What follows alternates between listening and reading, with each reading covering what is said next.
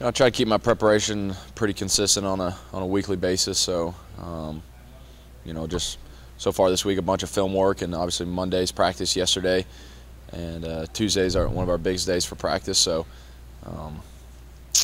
like I said, just try to keep it consistent, and I feel like that's what helps me stay prepared. You guys had a lot of emotion going into the game against Missouri. Do you think you can keep up that same intensity going into Arkansas this week? Yeah, I think so. I mean, we're a team that's kind of driven off emotion, and we kind of feed off each other. And so, we know that last week is over with, and while we put together a great win, the most important one is the one ahead of us, and it's an SEC game on the road, so it's going to be very tough and very challenging.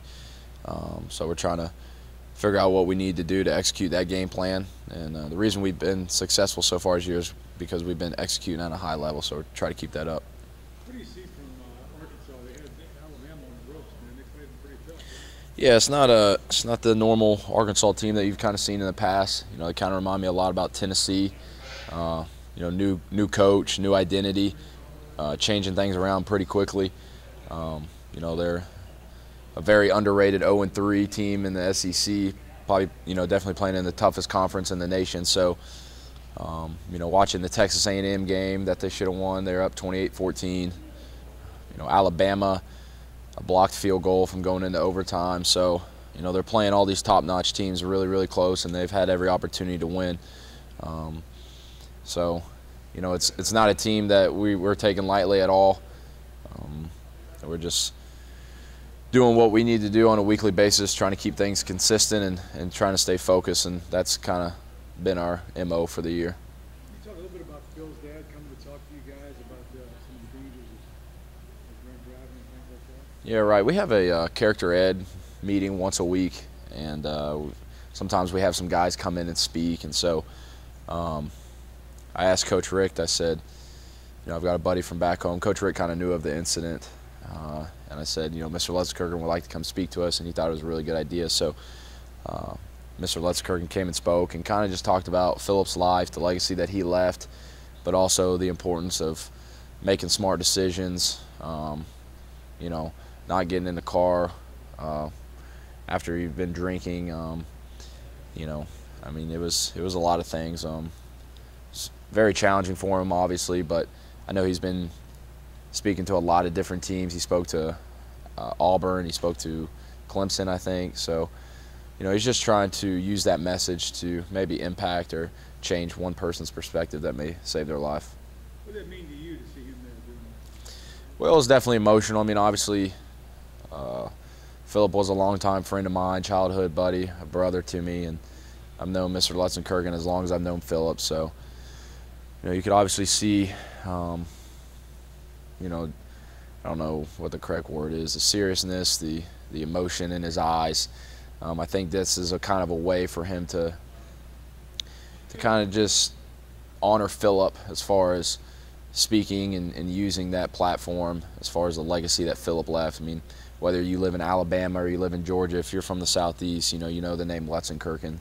And he did have a huge impact on people no matter where you're from or who you root for. So I think Mr. Lutzkirchen is doing a phenomenal job of honoring his son in that way. Hutson, did you notice Nick getting stronger as the game went on last week? And did you see a little bit more confidence in him and he was getting all those carries? Yeah, Nick's always been a real quiet guy, doesn't really say a lot, doesn't really wear his emotions on his sleeve. He just kind of does the job and gets the job done. So those guys were doing a pretty good job of stripping the ball. We got kind of lucky. I think we had 5 balls on the ground. We got all of them. I remember just telling him, hey, man, just keep 2 hands on the ball. So, and I just let him do his rest. You don't really coach that guy up or tell him what to do. You just let his normal athletic ability take over. And he took some shots, and some of those shots I didn't know if he was going to get up from, but tough cat to carry the ball 38 times. We saw some of you all hold up threes during the game on Saturday. I guess for Todd Gurley, how has the morale of the team changed since he is in a suspension? Well, I think we just learned to lean on each other more. Todd was a huge identity for us as far as kind of our big MO on offense, pounding the ball, and obviously he was you know, one of the best players in the country. But you know, when you got a guy taken away like that and kind of a big arsenal of your offense, you have to lean and you have to kind of dig deeper and find out other ways you're going to get productivity out of your offense. And so for me, I had to say, you know, I got to step my game up. Other guys had to step their game up. I think everybody collectively said, you know, I got to play a little bit better, and we did.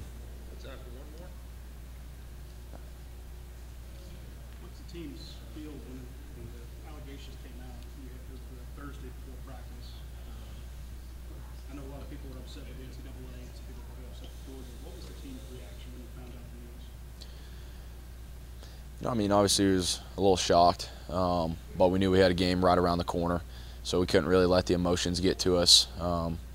We knew we had a game ahead of us where, you know, the SEC East was on the line going to Columbia. So although it was kind of a big deal and what was going on in the media, we had to stay focused for those next 2 days and rally around each other and find a way to get the W. So I think it kind of speaks to the mental fortitude and the ability and the senior leadership and the maturity of this team to be able to stay focused through kind of a huge distraction. Thank you, Hutson. Thanks.